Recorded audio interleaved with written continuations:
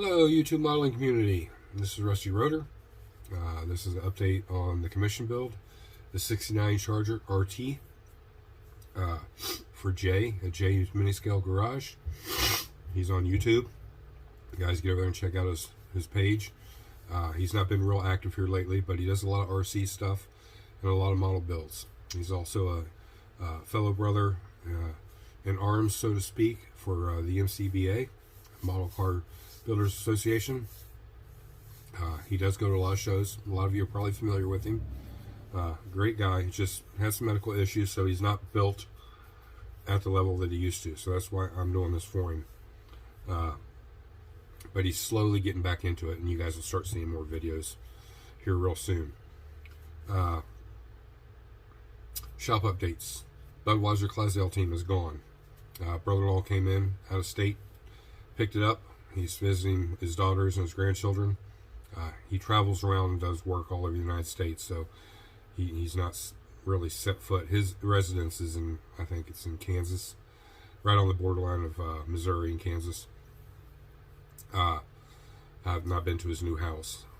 We were at his older house, which was a beautiful home, but now he's sold that and moved into a different house. But anyways, he picked up the commission build. It's gone. Same way. So now all commission builds are gone out of the shop, other than the 69 Charger, which will be here in a couple weeks, will be gone too. My main focus is on this, and I'm just working little dabs here and there on everything else, and I'll kind of keep you posted on that. Noise in the background is a 3D printer going. I've got a little tweaking to do on the 572 still. I've got 2 of the 3 intakes ready to go. The fuel injection, you'll have an option of tall or short stack. The dual carb setup, or just the stock intake that comes with the engine itself. You also have an option if you want me to just leave it on the supports or take it off and then you clean up all the parts. I'd rather ship it. Maybe I'll take off the real tiny parts and put them in a little baggie for you. That way they don't fall off the supports. And then you guys can remove them off the supports and clean them up. Remember, just don't take your knife and rake them, because it creates divots in the surface. And it's easier to sand smooth than it is filling in all the little divots from where the connection points are on it. I've tried to minimize supports as much as I can without, having a failed test print. And I have had some failed test prints, so I've had to go back in and add supports and so on and so forth. So that's why there's test phases of everything. There'll be a total of 6 runs on the engine. Like I said, you'll have your choices on the intakes. Everything varies. There'll be one price for the engine, and then each additional intake will be a separate fee, or whatever. We'll communicate via email, and we'll discuss prices on all of it. But there will only be 6 sold. The rest I'm printing will be for personal use, and maybe further down the road we'll revisit it again. I'm trying to find some files on the LS engines, the 3, 6, and 7, and the LS9 or LSX, whatever you want to call it, so I can start printing some of those too. Same way with the Coyote, different variations of the Coyote. I'm going to try to start getting some of those, but as of right now, no. I'm just working with kind of what I have and getting better with the printer, because like I said, I'm not real good with it, and with the help of my son, I'm getting there. I did step ahead on this video. Now we'll bring you over here and we're going to go over it real quick. The body is already wet sanded, but we're going to go over my method of doing it. I just got done with it. So basically I use an old Tupperware container, and I use some tap water. I keep them in bottles because I don't have water in the shop as far as running water. And I use Dawn dish soap. A couple drops, a little bit of water, and then I fold over my sandpaper in half. Give myself an edge so I can get in the hard to reach areas. And then I just let my sandpaper soak down in the water. And then when it's pliable, which doesn't take but a couple minutes, it conforms back, and then I start wet sanding. So like if I start here, I go one direction and I try to stay off my edges.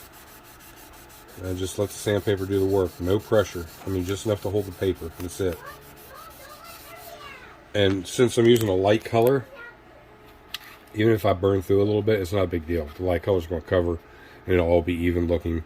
It's when you get into your darker colors, then the white shows through, so then you may get some different hues of the shade of the color you're using, and you don't want that. So you got to be super delicate on these edges, especially on these kind of bodies. You want to stay off those edges. But we got the hood all wet sanded. Excuse me, guys. And you can see it's nice and smooth. I mean, that's baby smooth. It's ready to go.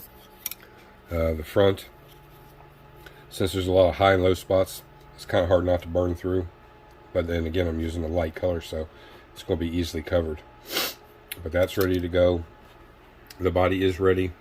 The chassis, I'll show you the modifications I did to the rear chassis. So basically all I did was, before I glued this in place, was to use my heat gun. You could use a hairdryer too, I guess, but my heat gun's real small and it's controllable. So the wheels are straight, guys. It's just I got to take these back apart and glue the rings in. The tire will come off, the base will stay on there. Anyways, and then I put a little pressure on this and I heat up the springs, and I just pushed it down a little bit. Just a little bit. I don't, didn't want the springs to get all warpy looking or anything like that, and they're not.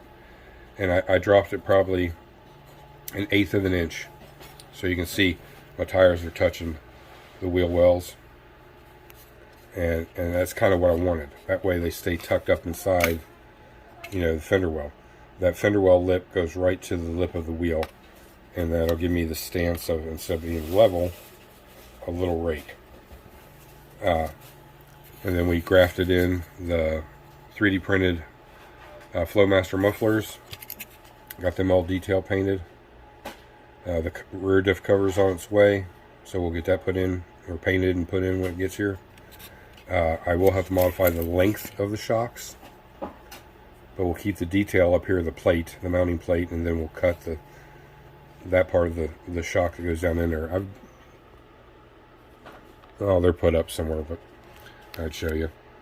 And then we painted the centers of the wheels black. I did sand the tires, scuffed them up. So that part's all ready. We've got all the interior painted. Got all the suspension parts painted, other than what I'm going to hand paint. Let me get this hood out of the way. Distributor's been cut to the length, and we still got to cut the wires to length, but they're good. The engine, we got the pulleys on it, got the base coat on the engine. Transmission's done, detail painted. I got to put the linkage, excuse me, on the side of the transmission. Carburetor is painted. Get it to focus. There you go. You can see all that detail in there. Fuel line is bent, and fuel filter to go into the carburetor. Now it'll get bent and go down, and it'll actually end up into the side of the fuel pump here. There's a little hole drilled in it already. I got my holes drilled in the heads for the plugs. This exhaust manifold on this side was really wonky. I had to drill 2 holes where they would not be. They'd normally be up here, but for some reason part of the molding of the exhaust manifold won't let me do it, so that's why those look off. And then you can see it should mirror this side, but being down in there, you're never going to see it. This is a vacuum line. This goes down into the side of the carburetor. I had to modify the plate, the intake plate, plenum, whatever you want to call it. I had to countersink that in. I'm trying to create room for the carburetor and air cleaner to come be lower profile so it fits underneath the hood. Not being very successful, but hopefully I'll get it. If not, I may have to change the intake completely and the carburetor completely. But we did get the air cleaner drilled out to sink down over top of the carburetor a little better. Here's the front rotors. We'll get to this. This is the modification I was talking about. So I did this side already. So this is your raw part. So basically what I did was, you can see by this one, the top edge where that red line is, that's where the center mark to the wheel is, sitting in place where I want it. So I drew a little line straight across this way, left to right, and then I just centered straight down the spindle shaft, and then made a little cross, you know. That's where I drilled. So then I drilled my hole the size of the wire I'm using, and then I drilled a hole straight down through the center of the spindle. That way when I cut this loose, I can slide my wire through it, and then put a little dab of glue right here, slide it all together, leave the wire long, and then until it dries, and then I'll clip the wire off like I did on this one. You can focus there. You can see the little silver mark in the center. That's already got the wire in it. I use piano wire. Where did it go? Right here it is. It's real firm. I mean, it's flexible, and it takes a lot to bend it, so it's real strong. That way my wheels never, you know, show you. You want them always to stay like this, and you see on some kits that they get weak over years, and the tires will start leaning like this. Well, using this piano wire so far over 5 years, I've never had one lean in. Using Plastistruck or Evergreen or whatever, then, you know, it would get weak, and the weight of the model leaning on the tires would want to lean in. But this little piano wire does the trick, or a guitar string. I don't know what cord it is, but you can use that as well. And truthfully, that may be what this is a guitar string. But it's real firm. It will bend. I mean, you got to put a lot of force into it to get it bending. It didn't bend that much, you can see. It's very forgiving. But anyways, like I said, once I cut this little piece off, I slide this through both, and then I put a little dab of super glue right where my mark is, and I slide that back over, and I just let it dry. You know, give it a couple hours before you start fiddling with it. Then you can clip your wire off both sides, and then take a file and sand the tip of the wire down to where it's smooth. So my main problem was with these in place and the suspension put together, these were right up against the wheel. So I knew I couldn't stick out any further than the face of that spindle. That's what space I had to work with. Now my calipers and rotors were doing that. So I had to sand off the back of the caliper and the rotor. I still got to do some more sanding and then repaint and black wash. But now, I'll get to where I can see it. That sits on there. And it doesn't stick up past. I mean, it is a hair. There we go. I mean, literally just like 0.5 millimeters. I need to sand off the back of the rotor to get that to be flush with the face, that spindle. And then, I mean, it literally will drop right down in place. And by adjusting that spindle height, that gives that nose dive that I'm looking for. Since these are 19-inch, you know, scaled tires for the front, they're smaller. And then I let the tires create the stance without modifying a whole lot. And this is a simple process. I use my trusty little saw, and I just put it, you know, keep everything flat, and then I just go real small or real slow until I cut that spindle off there, and then I immediately put it on the wire and slide the wire through the new hole and a little dab of glue, and, you know, press the two together and then just let it set. And then I come back later and cut the excess wire off, and they're both identical. I have dry fitted this back in place and put the tire in there, and it fits perfect. Doesn't push nothing out, you know, whopper jaw or anything. It fits in there, so I know I got a little wiggle room to work with. So the rotor would get glued to the face of the wheel. Turn it over. I'll make a dead center mark. That way when I go to glue this on, I'll be able to line that up. And I use that Zap-It glue, that way it's boom, and it's done. Ready to go. And then I can put a dab of super glue in this little hole. Take my spindle, put it in there, and you can see it's all sitting in there. And I've got clearance, so now that's touching. Still should have posable steering, just not a lot because the wheels are inside the wheel well. They're not going to turn a whole lot like it would be if they cleared the wheel well. But and that's how I do it. once I need to get this rig built to hold this phone, so I can do hands-free and we can get more detail on actually doing it versus doing it off camera. This is a piece of that stuff I bought in bulk. This is 0.05 millimeter. This is actually 4 strands put together. They're round, but it makes a flat like a serpentine belt, or you can separate it like you can see it's doing at this end, each piece, and then you can get these little pieces like right here to use for your real small vacuum lines, or a single strand like what's hanging out of the valve cover right there for a larger vacuum line. So it gives you multiple uses out of one piece, or you can just leave it together and use it as a serpentine belt. And then I have some more over here cut already to go for the belts.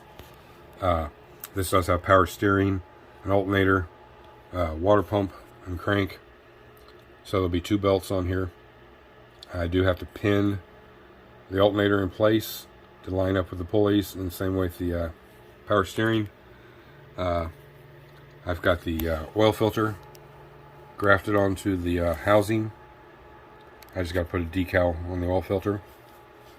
That's got to be mounted still. Here's the power steering pump. Got the pulley on it. And what I do is I'll drill into the back, and I'll use like this sewing needle, push pins, and I'll line it up and I'll drill a hole, and that'll look like the bracket for it, because it's already got a little bracket here on the front, and that should be right to the front of the water pump. Right about here is where it'll glue in place, and then it'll have the rod going back into either the block or the cylinder head, probably a cylinder head. Same way for the alternator, just on the other side. And then I'll put the belts on, but I still have to do the final painting and varnishing of the engine, and then go back and add some more black wash to dirty it up a little bit, get my plug wires in, and all the little frizz. Like I said, the interior pieces are all painted. I'm going to use gray panel line wash to highlight everything. Wood grain on the dash, wood grain on the console down here, and then chrome trim around the edges. Got to get the shifter in. Steering wheel, where'd it go? Right back there. It'll get wood grain steering wheel, chrome center, and probably black the bars going up to the handle. So the next video, we'll have a rolling chassis. This will all be painted in place on the chassis. Should have the engine sitting in the cradle here, married up to the exhaust, and then I can start working my detail on the engine, and we'll get the vinyl top painted, and then I'll show you how I mask off the vinyl top to paint the body. That'll be in the next parts. I wanted to really show you, I hope that helped showing you. I mean, it's baby smooth. Let me see if I can zoom in, and that helps. I'm getting awful blurry today. You can kind of see I've gone through some spots. Like I said, it's a yellow color, so it's going to cover it good. I just don't want to burn through a whole lot. But I mean, she's smooth. I mean, I don't feel no graininess. It's just as smooth can be. And the roof, if we can get back out a little bit, let's see. Come back in a little bit there. There's so much detail for the vinyl top. I'm not going to sand this. It's smooth. I use a real fine primer. That way I don't cover up the detail. And then I'll be able to, sand over top. Or not sand, but paint right over that. Without any problems. And then we'll do all of our chrome trim. And she'll look pretty good. Get the decals on it. She'll definitely be one to take to the shows if he so chooses to do. He does give me build credit for it when he goes to a show. It's not like he's going to take credit for all of it. It's just, he's not physically able to do it. It's one he's been wanting to do for a while. So I'm glad to help him out. And, my name will be on it when he's at a show. He's the owner. I was just the builder.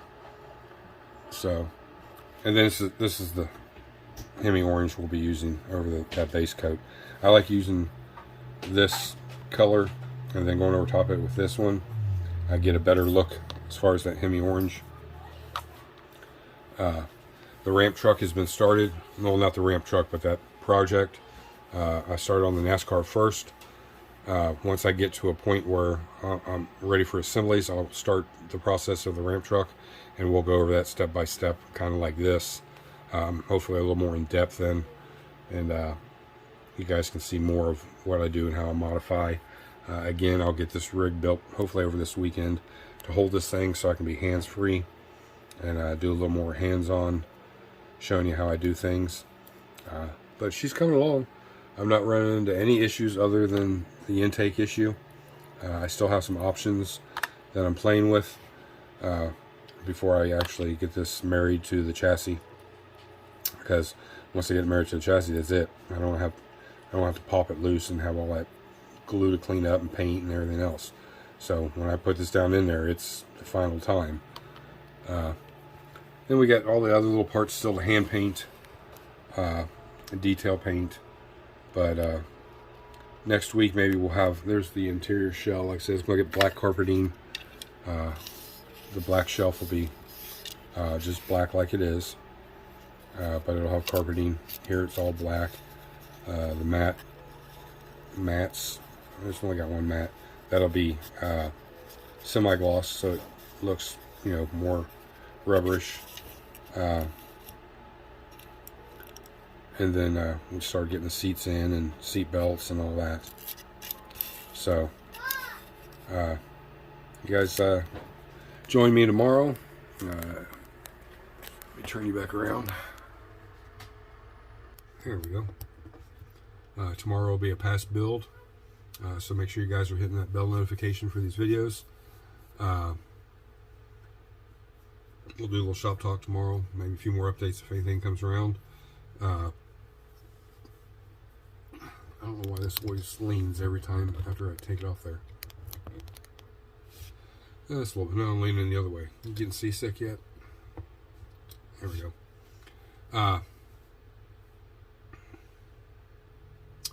Hopefully maybe tomorrow I'll have some more 3D printing updates. Friday will be an update on Wife's Choice. I've only got a couple more hours worth of work into it, so there's not a whole lot done on it. But the body is done. The interior, I got a couple little pieces put in there, and then that'll be done. And then the rest of the engine work. So it's going to be a couple weeks before I get it done. Things are just getting too hectic around here to focus all my time on it.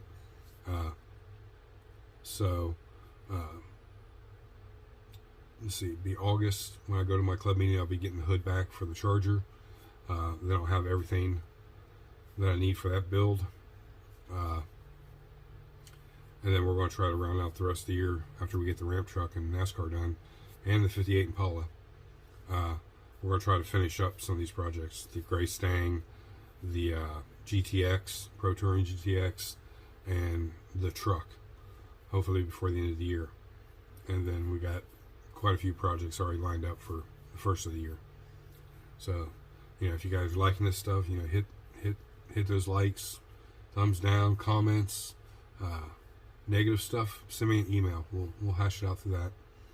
Go down there and hit those links. Go out, you know, market Hobby Nut Models. Pick you up some paints, supplies, model kit. And he's got everything in the world, guys. He's always getting new stuff in. If something specific you're looking for, you know, send him an email. And he'll keep his eye out for it, and he'll get it in and then get it to you. What else?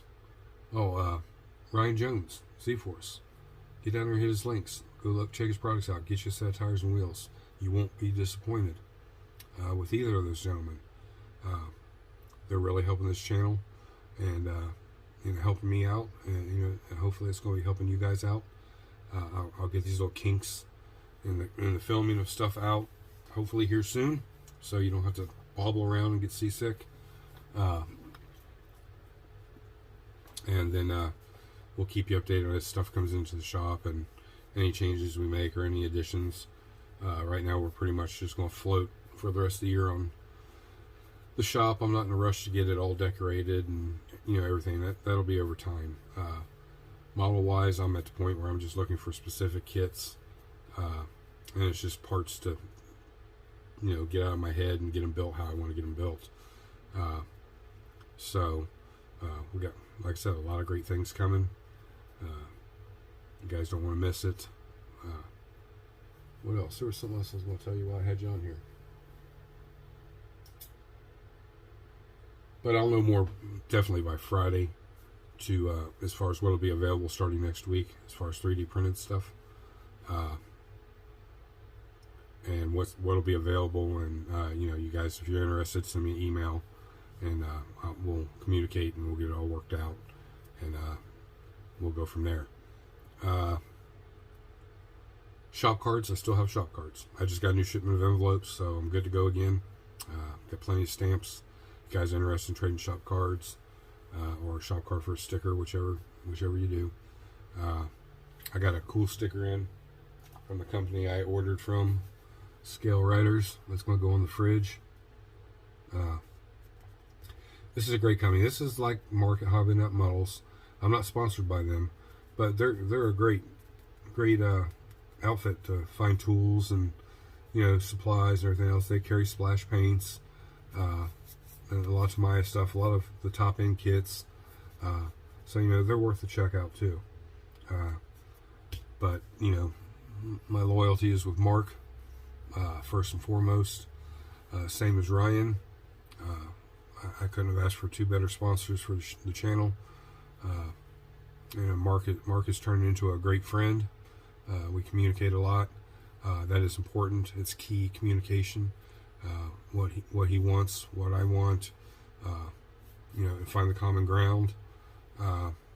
Same way with Ryan. You know, Ryan's a super busy guy, so it's, you know, I try to just go with the flow when it comes to Ryan, because I know he's a busy man, and it's not taking anything away from Mark. Mark's a super busy guy too, but you know, we always find a few minutes here and there to comment and communicate with each other, and hopefully everything we're doing combined as a whole is going to be great for the show. It's a show, guys. Even though it's a channel, it's a show. I'm giving you a show here, showing you how I do things, my method and madness that I go through, just like everybody else out there. So I hope you guys like it. If you do, you know, thumbs up. Tell everybody. We're at almost 600 subs now, I think. We're getting closer. More information will come out about the giveaway at 1,000. The faster we get there, you know, the faster we can get that done and out of the way, and, you know, 3 people are going to be super happy with what they get. I know I would be, even at the level I'm at. If somebody was giving away a giveaway like that, I would be tickled pink. So I hope you are too. And so far the rapport has been really good. You guys, I appreciate it, everything. My print's done, so that's my cue. We'll see you guys tomorrow with a past build. Again, it's a Mopar. This one I built about 4 years ago. It's got a little detail stuff, not a lot, but it's a super clean build. I need to get it out today and get it waxed and cleaned up and everything ready to show you guys tomorrow. It's never been wet sanded or waxed. It has been clear coated, but it's not a super shiny finish. It's what it would be like in that era. I call it the turd. It's not because it's built like a turd. It's just, you'll see. So till tomorrow, guys. This is Rusty Rotor. You guys have a great day. I'm out.